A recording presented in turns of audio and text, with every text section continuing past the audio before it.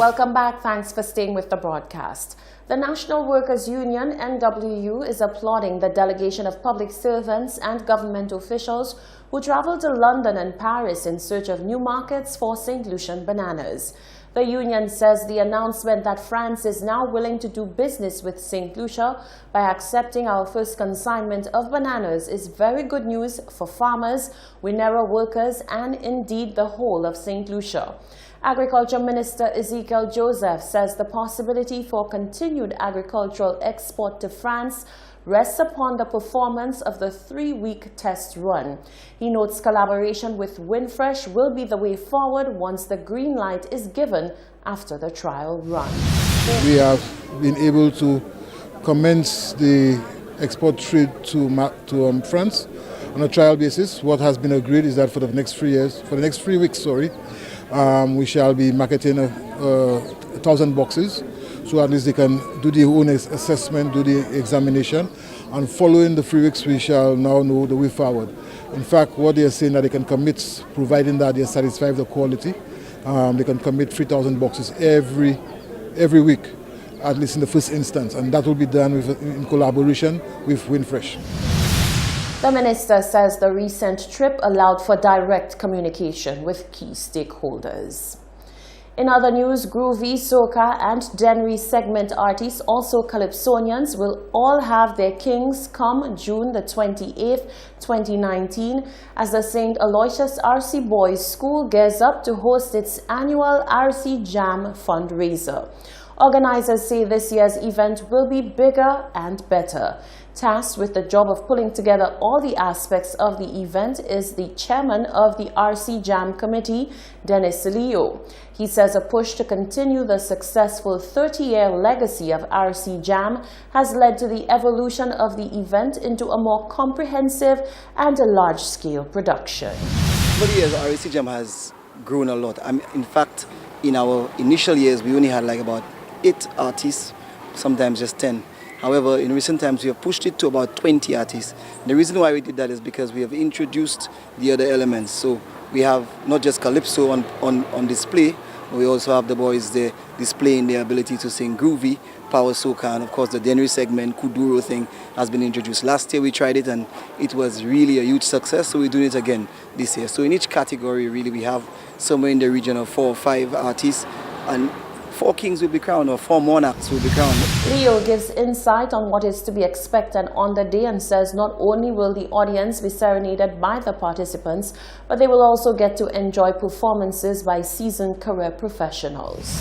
The event is actually scheduled for the 20th of June, that is a Friday. We would start about 1 o'clock in the afternoon. We must end by 6, of course, taking note that it's a school show. And then, of course, we have the artists on initially. And then, of course, we have our support acts like the Monsters and the Shemijis and all of the supporting acts as well. People know that the production here is spectacular. People have come to witness it, and they've seen that every time they come, it gets better and better and better. I can tell you, I've heard some of the artists, some of them have performed, and you are scheduled to have an awesome event. The fundraising event is slated for the 28th of June at the RC Boys Schoolyard. Admission is $10 for primary school students in uniform, $12 for secondary school students in uniform, and adults and students out of uniform pay $15. Calypsonian T. Caro is gearing up for this year's National Calypso competition.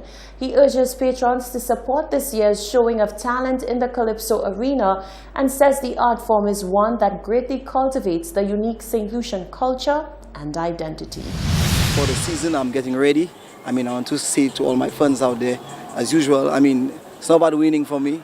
If I win, I will share the money with you, certainly, but it's not about winning. It's about coming with an issue and presenting it in a very nice way that's palatable to my fans and to the audience. So look out for me this year. I want to say hats off to the Soca Village TOT combination. They have held on very strongly this year. Again, they're doing it, and they always make the avenue available to artists. So I want to big up all the artists, big up all the producers within that combination here. And I hope that we put in a very good showing. Tikaro says his performance and sound for this year will touch on some of the hot-button issues scorching through the St. Lucian landscape.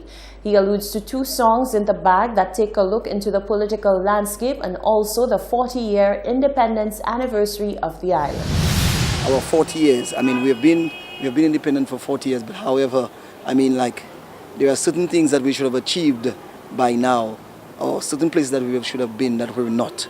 So the song kind of like questions that, you know, asking St. Lucia to begin to act its age. You are 40, you're no longer like a teen, you're a big woman, big, you know, behave like a big woman, act your age. Yes. And the other song, like I say, is a political commentary, kind of like taking a spin on the Prime Minister's ability to control his cabinet and even to have some control on the opposition. And, you know, just a little nice play on words. So look out for that, St. Lucians, look out for that.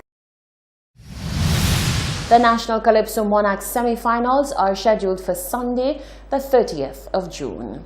The Vieux-Fort Carnival Committee has slated the official launch of Mass in the South for Saturday, the 1st of June, commencing at 8 p.m. on the Vieux-Fort Square. The launch will be in the form of a grand open-air show held under the theme Nous Tout Un Ça. The objective of the activity is to sensitize the public on the events which constitute the 2019 Vieux-Fort Carnival season. Also, the official launch is aimed at awakening the carnival spirit and vibes in revelers and non-revelers. Performers include Tropics Band, Vietcuisine Boys and Calypsonians from the South Calypso tent.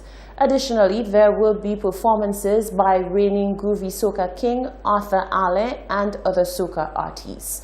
The 5 contestants who will be vying for the title of Miss Mass in the South will be making their first appearance. Vieux-Fort Carnival bands will also be in attendance to display their very affordable and creative costumes. Other events for the Vieux-Fort Carnival season include Miss Mass in the South pageant on the 22nd of June, Kiddies Carnival on the 23rd of June, a Burning Flames show on the 29th at the Philip Masley grounds, Jouvet Paint, Powder and Foam Fete on the 6th of July at the Phoenix nightclub, and the Parade of the Bands on the 7th and 8th of July around the Vieux-Fort circuit. The contestants of the Soufrière Carnival Queen pageant were making the media rounds on Monday. The girls all spoke about the challenge of pageant preparations, but say it has also been a great learning experience. The 6 contestants vying for a chance to wear the crown in this year's Soufrière Carnival Queen pageant have been undertaking intense training and are making media appearances. On Monday, they visited Hot 7 TV. Ayana Hippolyte, Miss B&B Savers Inc., says the pageant has been an eye-opener and time management is key. Preparations towards the pageant has been a bit challenging. However, I have learned to work around it. Managing a full-time job, national netball practice, and the pageant, it has been challenging, but I have managed. Similar sentiments were expressed by contestant Macy Maximin, Miss Insurance Services Brokers Limited. It's been a very challenging journey, but I must say I had fun. I'm having fun so far. Contestant Vern Alexander, Miss Fordu Plantation and Resort, is a former Force-Jacques Carnival Queen. She's hoping for another successful pageant experience. This is my 3rd pageant, and it helps to boost your self-esteem. You get to experience different things, and you get to meet new people. So what are some of the things that you've gotten to experience that you will really cherish? I got to spend a day with my sponsor, that's at the Ford Plantation Resort. I did chocolate by myself, and I got to meet and mingle with guests, which helps me with my public speaking. Contestant Roshi Sincere says she's thoroughly enjoying the pageant journey. Okay, so far, we've had our sashing ceremony. We had the launching of Soufrière Carnival and also the launching of St. Lucia Carnival, which was Saturday. We have a sunset cruise coming up. We have our motorcade the weekend before the show, and also June 15th is the big night. Haley Paul, Miss Kelly Construction Services Limited, says the pageant is part of her strategy to become a model in the future. Well, I enjoy the time spent with all the contestants, and I've learned a lot about myself. Antonia Joseph is Miss Soufrière Regional Development Foundation. It's been very challenging, but at the same time, I'm learning how to build up my self-confidence. The Soufrière Carnival Queen pageant will take place on the 15th of June at the Montcubaril Estate from 7 p.m. This is the Hot 7 Nightly News. Tennyson Glasgow is up next with all the sporting action.